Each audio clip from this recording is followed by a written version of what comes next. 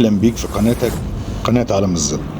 النهاردة هنتكلم عن الهجمات السيبرانية، وهنتكلم عن أخطر 5 هجمات سيبرانية في التاريخ، وإن واحدة منهم كانت ضد دولة كاملة، وده شيء مرعب. يلا نبدأ، يلا بينا. في البداية حابب أقولك يعني إيه تحصل حرب من غير ولا طلقة، من غير جيش، يحصل هجوم من غير ما الناس ما تحس إنها اتهاجمت أصلا. الهجمات السيبرانية بقت سلاح فعال بيهدد حكومات وشركات ومؤسسات عملاقة، وأحيانا بيهددك أنت شخصيا. في الفيديو ده هنتكلم عن إزاي الحروب دي بتحصل، وإزاي الهجمات دي بتهز العالم كله، وهنفهم مع بعض إزاي ده حصل. أول هجوم أو أول حالة هنتكلم عليها النهاردة فيروس ويناكراي، اللي هو فيروس الفدية العالمي، واللي اتعرف باسم ويناكريبت. في 2017 ظهر فيروس ويناكراي، فيروس واحد لكن شل آلاف المؤسسات حوالين العالم.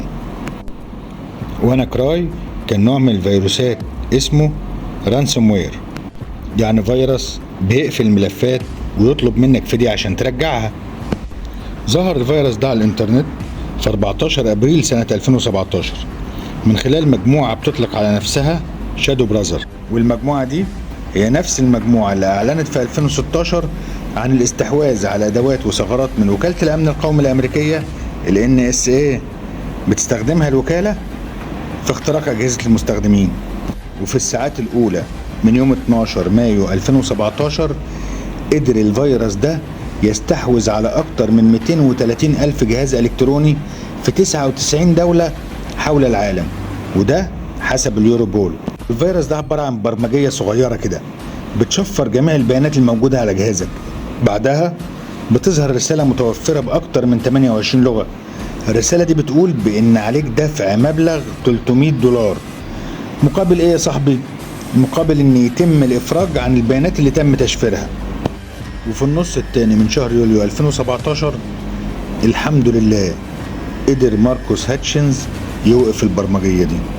الهجمة التانية بقى هجمة ستاكس نت، وده مش مجرد فيروس، ده أول سلاح سيبراني اتصمم في التاريخ.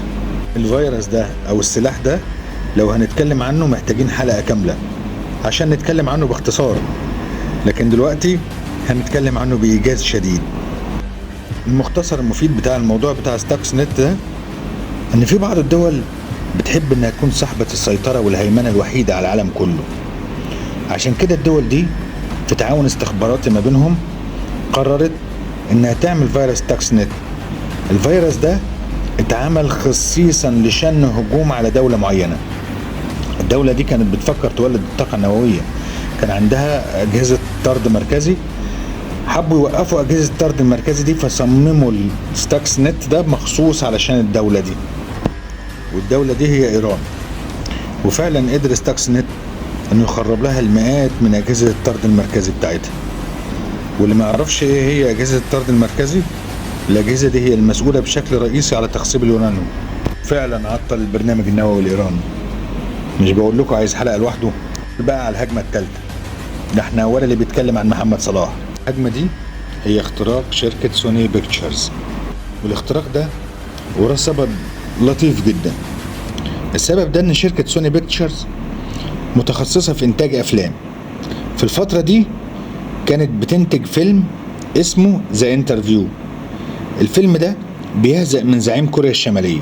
24 نوفمبر 2014 سربت مجموعة من القراصنة اسمها حراس السلام بيانات سرية للأستوديو وكل اللي بيحصل جواه. البيانات دي تضمنت كل البريد الإلكتروني بتاع الموظفين والمعلومات الشخصية والعائلية والرواتب والمديرين التنفيذيين ونسخ من الأفلام اللي لم يتم عرضها، وكمان خطط أفلام مستقبلية ومعلومات أخرى.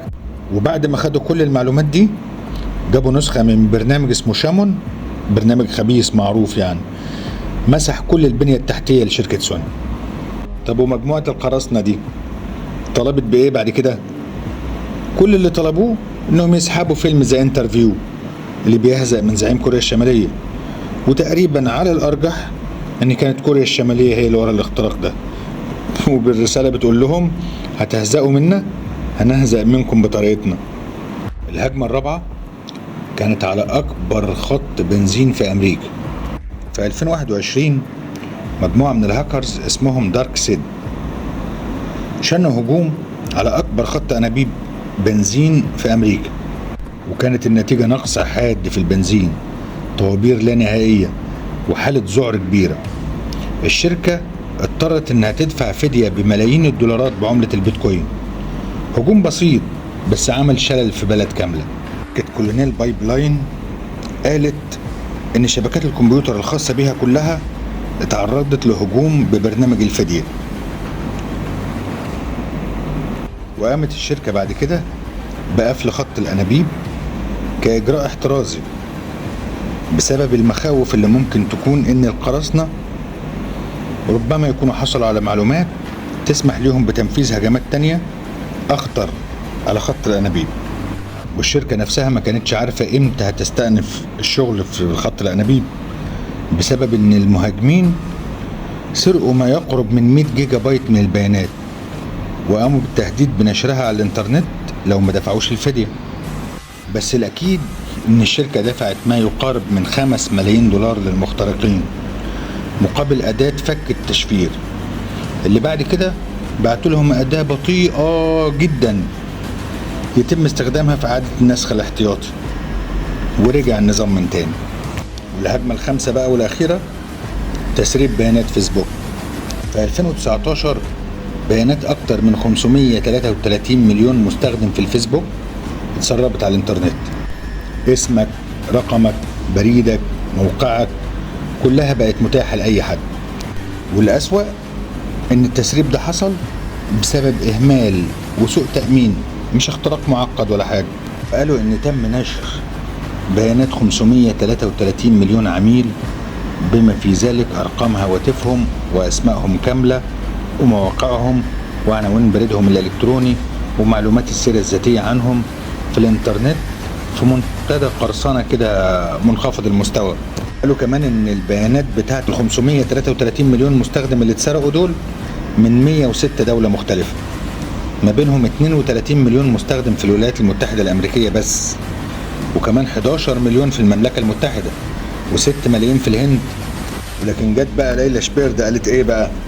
اللي ما يعرفش ليلى شبيرد دي المتحدثة باسم الفيسبوك، قالت في تغريدة على تويتر ان البيانات دي قديمة وتم الإبلاغ عنها قبل كده في 2019، انها يعني ما كانتش المرة الاولى اللي يتسرب فيها بيانات الفيسبوك او اي موقع من مواقع التواصل الاجتماعي. ده في 2016 حصل هجمة على منصة من اكبر منصات التواصل الاجتماعي واتسرق فيها حوالي 2 مليار مستخدم، 2 مليار عنوان واسم وبريد ورقم مستخدم. وكده احنا قلنا كل البيانات عن ال5 هجمات اللي حصلوا دول. ولكن انا واحد من ضمن الناس عايز اعرف ازاي الهجمات دي بتحصل، وازاي الهاكرز دول بيعتمدوا على حاجات معينة علشان خاطر يوصلوا للداتا والبيانات دي. وعرفت انهم بيستخدموا حاجة اسمها الهندسة الاجتماعية، والهندسة الاجتماعية دي اخطر اسلحة الهاكرز، وهنتكلم عنها بشكل مفصل جدا، بس الوقت هديكم نبذة مختصرة عنها كده للحلقة الجاية. عايز اعرفكم ان مش كل هجوم الكتروني بيبدأ بكود معقد او اختراق لجدار ناري. اوقات بيكون الهجوم بيبدأ بمكالمة تليفون او رسالة ايميل او حتى نظرة ثاقبة في وش شخص معين. الكلام ده مش خيال، دي حاجة اسمها الهندسة الاجتماعية، السلاح اللي بيستخدمه الهاكرز علشان يخدعوك، يخلوك انت بنفسك تفتح لهم الباب. وكمان في الفيديو اللي جاي ان شاء الله هنتكلم عليهم بشكل موسع شوية وعن اخطر انواع الهندسة الاجتماعية واشهر الحيل، وهديك امثلة واقعية حصلت فعلا، وكمان ازاي تحمي نفسك منها. وشكرا ليك ومع السلامة.